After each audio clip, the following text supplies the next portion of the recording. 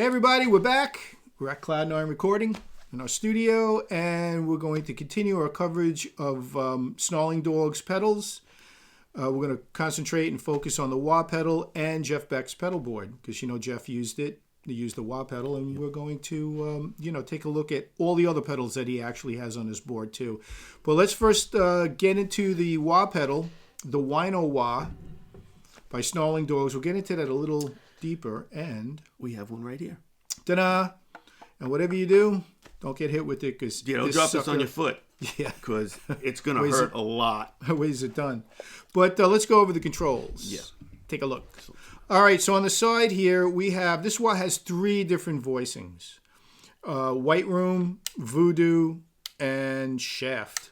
And I'm guessing White Room is Eric Clapton, right? Voodoo got to be Jimi Hendrix, right? And then Shaft, I believe, is from the 1970s show Shaft, right? And you heard that sound of the theme song. It's very heavy wah. Yeah. And tell you, man, you switch these switches, and you really do go through those 3 different tones. You do. I've been fooling around with this pedal quite a lot, and yeah, it's got that sound, and that comes in handy, having all those different voices. And it's got the 1/4 inch out and the 9-volt jack too there. Right, but let's just show them. Yeah. So all right. So okay. So tell them about. You can controls. start this to activate the pedal. You push this all the way down, and voila! Ta-da. So now the pedal's active, and you get the wah. Cool. And then this switch, if you pop this in, is a boost. Right. Now that's just really cool. And also, if you were in the dark, this paint, this what looks kind of white, actually glows in the dark. Yeah, really which cool. We really dig, because we do that stuff too. So. And if you take a look on the other side, yeah, of this pedal, let's pull that puppy out. So oh, yeah, man, this thing really does weigh. Holy cow! Oh, sorry. There we go. All right, so you have 2 controls here. You have the volume control, is your input jack, and you have a real heavy-duty boost here. It's called the, what do they call it? The hormone control. So this is the estrogen side, and this is the testosterone side. When you're in estrogen mode, it's it operates as a standard gain settings and whatnot. But when you kick this testosterone mode in, that's exactly what it is, and it gets really very loud. I wouldn't say almost uncontrollable, but it's over the top. So if you want to do that Shaft thing, maybe you pop it onto Shaft and you put a little boost in, and then you just hang on. Yeah, you never know. Experiment, But very, very cool pedal. This thing sounds great. It really does. Yeah, yeah. Getting a lot of use out of this pedal in the studio too. Yeah, just use it with a band called Blue Race. Yeah, I think did we post any of that? We should post some of that. It came out. It was a really good solo. Yeah, we should check it out. Definitely. Yeah. So, all right. So let's take a look at Jeff Beck's pedal board. So here it is. So there you see the wah pedal, Snarling Dogs wah pedal. Right next to it is a pedal that I'm sure you recognize and needs no introduction, and you also need to mortgage a house these days to be able to afford one of them, and that is the infamous Klon Centaur, probably the most expensive pedal on the planet at the moment. Crazy. And we happen to have one. Although this one is not the gold version, we purchased this directly from Mr. Finnegan, Bill Finnegan, and I asked him if when we bought it, it was back in the late 90s, so we're going way back with this now, almost 30 years ago. And I asked him if there was any difference between the different colors and whatnot, and this one doesn't have the Centaur on it. Some of the silver ones do, and he said no. There's nothing, there's no difference in the circuit. It's all the same thing. It has your basic gain control, tone control, and your output. And I find that this really comes in handy when the amplifier is actually producing its own gain and overdrive. Right. Yeah, this kind of makes it go to 11. Go to 11. But it really is great good pedal. Yeah, and so, it is. And there's two other things that these screws, you can take them on and off with a dime. Yeah. So sometimes very you well never know. Designed. Well thought out. And hooks up 1/4 inch. But the one thing you really need to keep in mind if you're putting this on your pedalboard or hooking it up even solo, it doesn't have a standard 9-volt jack like this one. It doesn't. It actually hooks up with like a mini phone plug which is more like it is on this end here, okay? And it's tip Tip hot. hot, yeah. So when you get the pedal, when we got this one, there was a little jack that you had a wire to fit into that.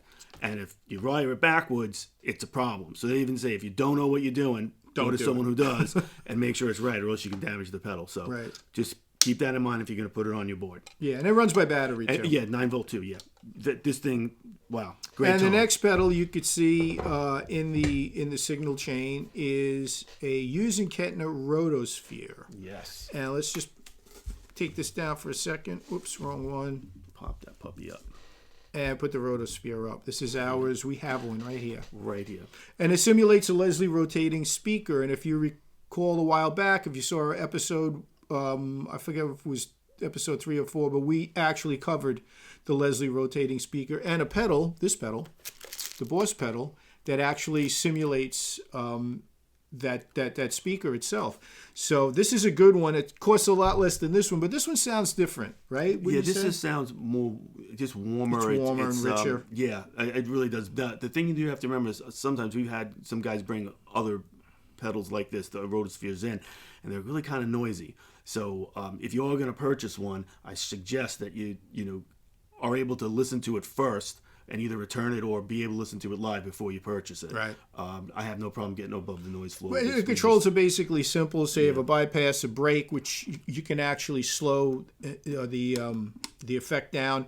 You have 2 settings, slow and fast.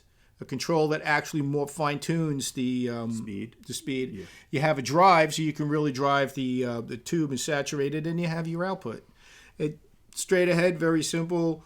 Again, you could probably live with a noisier one live, but in the studio, everything gets magnified. But this one, like you said, is fairly quiet. And so 9-volt power supply. I mean, no, sorry, its own personal power supply. Its own power supply, right? You have to use the power supply that comes with it. There's a foot switch there for if you're going to remotely use it, and then there's a switch here for impedance for keyboard or guitar, and then just standard 1/4-inch. Yeah, so it comes in handy. Connectors. Yes. So that's that pedal, and the other pedal that Jeff has on his pedal board, that blue pedal, is an Aquapus, which is a delay. Now let's just take a close look at that. We don't have that, but it's a delay. It's more. It's a brighter delay. Analog. Yeah, I'm definitely going to buy one. No more for its slapback kind of sounds. It's a favorite of John Mayer and I believe Brad Paisley as well.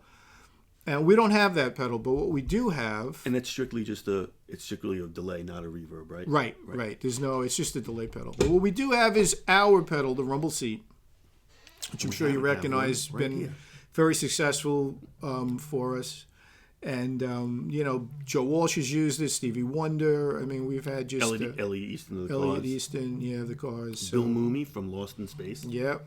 Yeah, went to Bill. So, he's got one too. So, and Lauren Gold uses this pedal with his keyboard. He's used it on tour with The Who and Chicago, and now with Rush. So we're really excited about that. Absolutely. But the Rumble Seat gives you the added bonus of actually not only having the delay, but having the overdrive and the reverb as well. So it should be pretty interesting putting that together. So let's take another look at Jeff's board.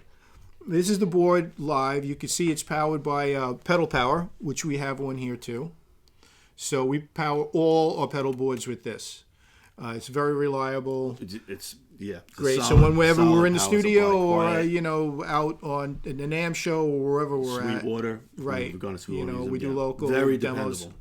We use that. So here's another shot of it. You can see the Aquapus off to the side of the Hughes Kettner Rotosphere. This is a better shot of it actually being hooked up. So the Whine-O Wah is going into the Klon Centaur, which is going into the Rotosphere, which is going into the Aquapus, and then out to the amp. But there's another little box, if you noticed, that we don't have as well. But you look at these black boxes up at the top, the left and the right. They're not effects pedals.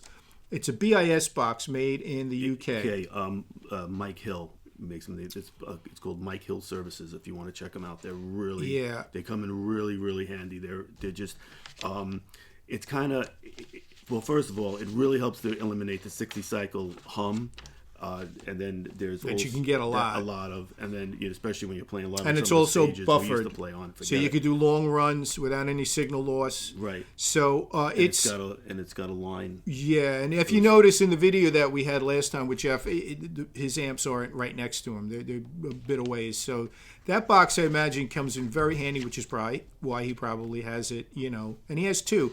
I'm not sure why he has two.